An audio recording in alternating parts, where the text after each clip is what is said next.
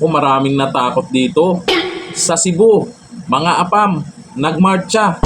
Ang dami nila, nakaitim pa.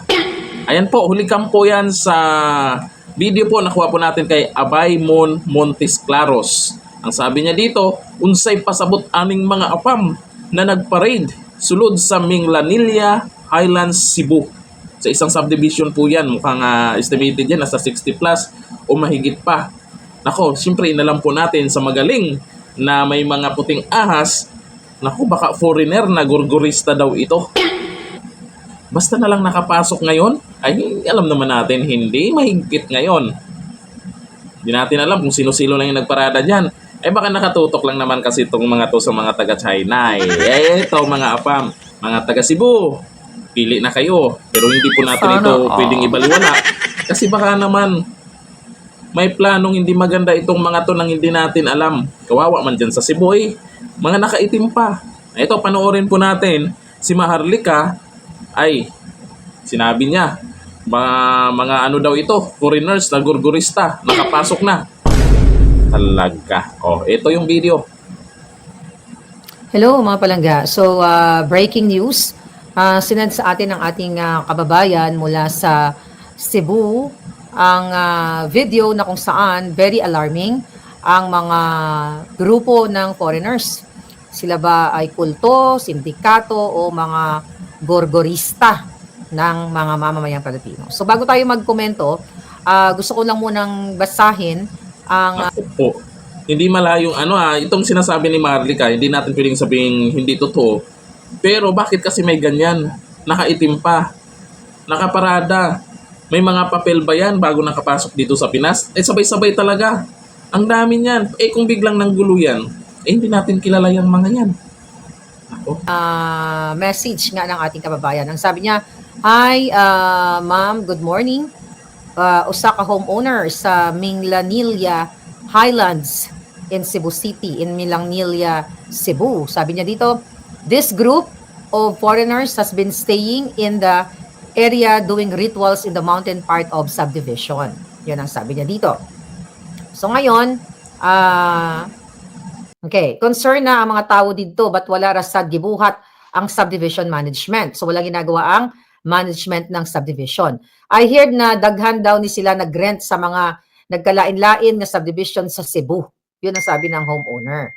So ang question, paano nakalusot sa immigration ng mga ito? Ulitin natin, sila ba ay Afghan, sila ba ay kulto, o sila ba ay mga gorgorista?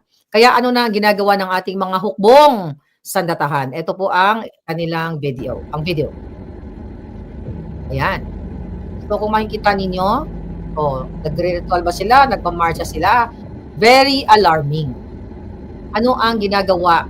Kasi mga more or less, kulang-kulang daw po 100 yan. Okay? Ang mga foreigners na yan.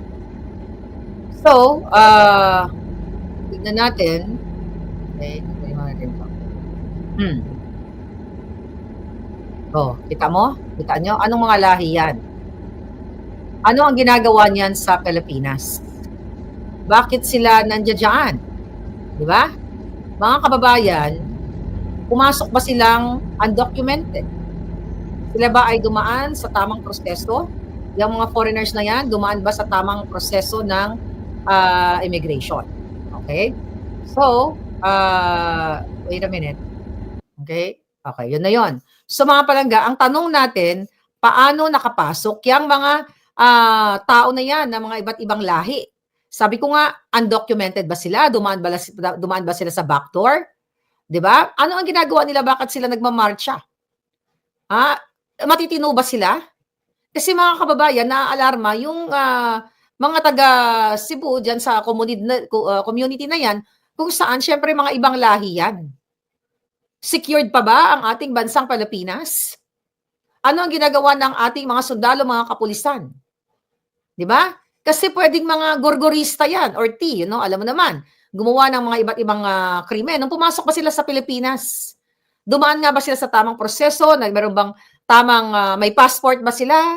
'Di ba? Dumaan ba sila sa screening? Ano ba yung purpose nila kung bakit sila pumasok sa Pilipinas? Sila ba ay mga kriminal sa kanilang bansang pinanggalingan? Anong gagawin nila sa Pilipinas? Mag-organisa ba sila ng mga yun na nga, ng mga grupo, mga kulto, sinong kalaban nila o anong relihiyon ba sila or what? Paano sila nakapunta diyan?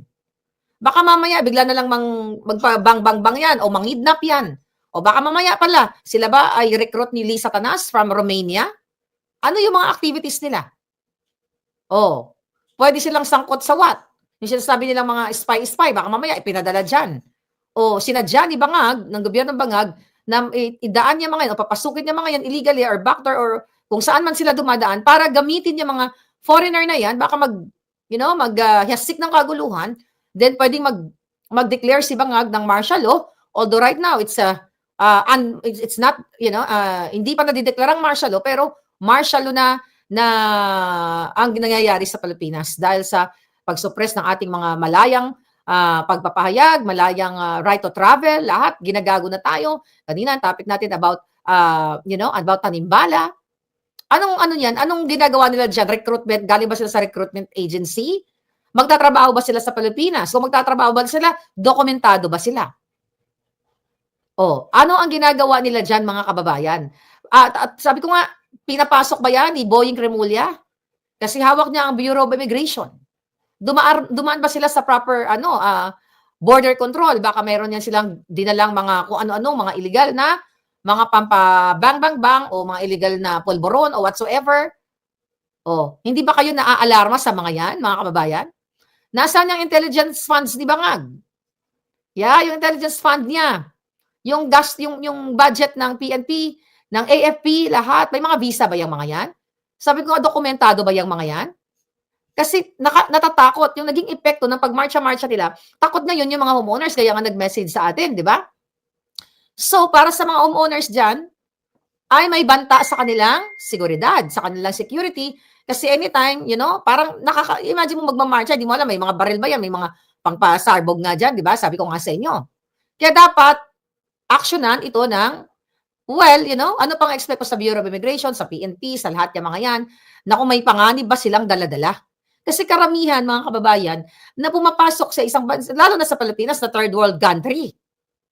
Ano yan, pumasok ba sila dyan dahil may job contract sila? O turista lang ba sila?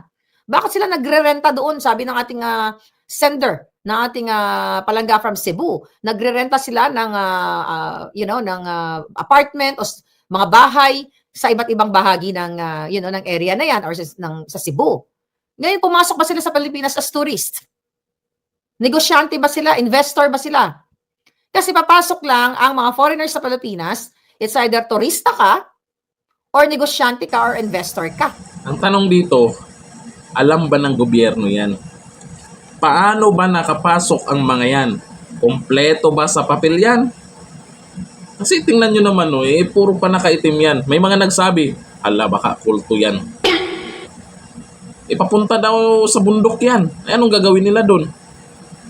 May mga nagsabi na sa religious group, naku, pwedeng gawing palusot yan. Kaya sana ay malaman ang totoong pakay ng mga yan. Kasi alam nyo naman sa panahon po ngayon, ay mukhang dumadami po yung mga masasama.